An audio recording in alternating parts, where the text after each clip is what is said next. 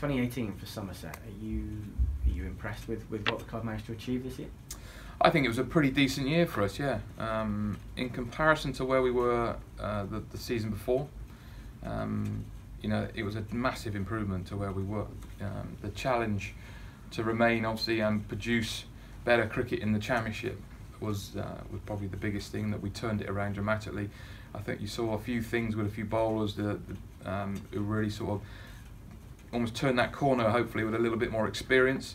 It was a good season with most of the batting, although challenging for many people. But when you got the likes of Renshaw coming in and Azhar Ali coming in, as they did do, it really boosted the team to do well. The one-day cricket was fantastic when you saw a different approach altogether.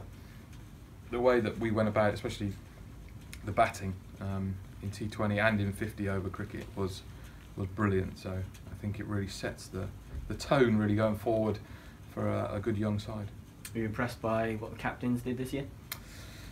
Yeah, I think it was very nice. Yeah, very good. Yeah, I think it's good having young leaders when they gain the experience and they're doing that good job. It's quite a nice feeling to have the energy that they bring. They just have something slightly different compared to the older guys because they're newer, they're fresher, they're naive in a way, which is good at times. But they're also, the energy that they can produce, and plus they're great athletes that both move well. So the team has really worked well with them. They've produced some good stuff and led the team nicely, so it looks good for the future. What was your highlight of the season? Probably the last game. The last game, when you got 2 hat-tricks in a game, that was a special moment. To experience any hat-trick. I think I've seen about 5 or 6 in my time, in 26 years. So to see 2 in a game is absolutely remarkable, and then to be part of Craig Overton's, where 3 catches for myself, all 3 wickets, was bizarre, but amazing at the same time. It's a sort of game where we went up there and we felt that if we could replicate that every game, because it was just a magical feeling. Everything was going our way. We batted, we bowled, we fielded brilliantly. What else could you want it to do? Obviously, we saw some overseas signings come in this year. Were you impressed by how well they all fitted in? The business they did on the pitch, but obviously we've heard great things about what they were like in the dressing room as well. Yeah, it's a given that they have to come over and make an impact in the change room, and that's part of the process of signing these people, working out their characters and understanding what they're like, knowing what they'll deliver.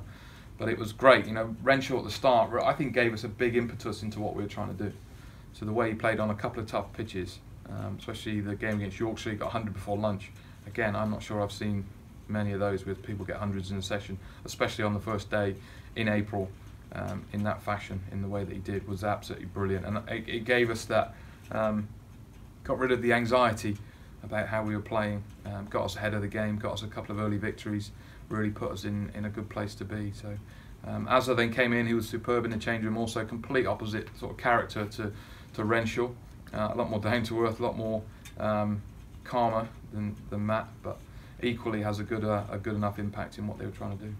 I mean, Matt seemed like he'd been here for years from day one, didn't he? Yeah, he fitted in brilliantly, absolutely brilliant, because for a young guy, there was obviously a few things hanging around us, trying to work out the right selection after we sort of chopped and changed a bit, but he turned out to be superb. So he'd definitely be one that you'd be looking to try and keep on the radar, keep involved in your club, because he's done so well.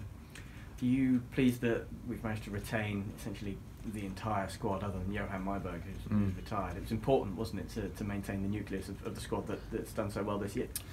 Well, I think what you do get when you get a lot of changes is obviously makes it quite tricky that you've got to then build the whole structure again.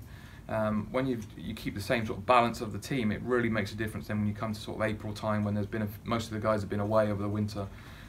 Everybody knows each other, so it doesn't take too long to really get into it.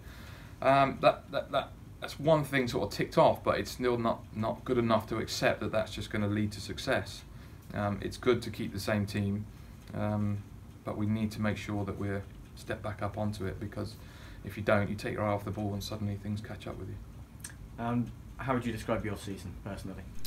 Oh, frustrating. Breaking my foot after getting my 100 at Lancashire in Manchester. Very frustrating. To sit on the sidelines then when the bulk of the good times to bat around that sort of period. Obviously, the bulk of the summer was pretty good. So I missed out on a few games which could have been a little bit easier.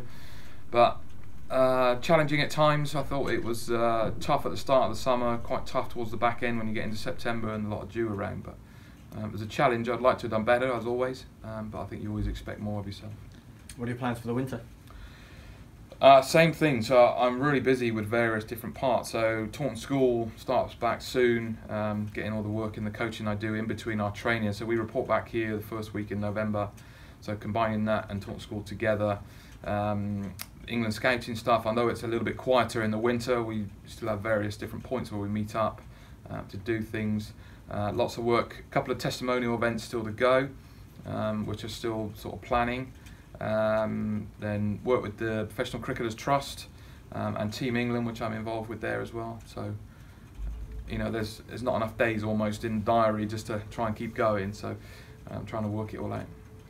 And ahead of 2019, confident that Somerset can go just that one step closer to the Championship next year? We really hope so. Of course we do. You know, I think it'll be great if we can kick on. Definitely. The foundations are there. The team is running in a good place. Keep players fit. Obviously, a few guys might be disappearing off to England, so there'll be opportunities for other people. But I think we're, in general, as a team and as a club, it feels a good place to be at the moment. You mentioned opportunities for maybe the younger guys. We saw a few make their debuts and make a mark. Obviously, George Bartlett getting 100 and first-class debuts for Ben Green and Tom Banton. Future's looking bright, isn't it? Yeah, it is. We really need, one of the sort of 3 or 4 guys who've had their opportunity. So Banton, Bartlett, Eddie Byram, Ben Green, Tim Rouse, these sort of people who are on the fringes at the moment have all had a little taste of it.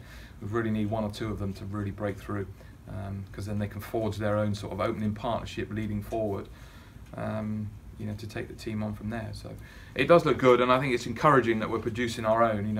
I was only with the scouting meeting the other day, and we've got the biggest contingent within the Young Lions setup amongst all the other counties. So we've got 8 players in the fold of what's going on.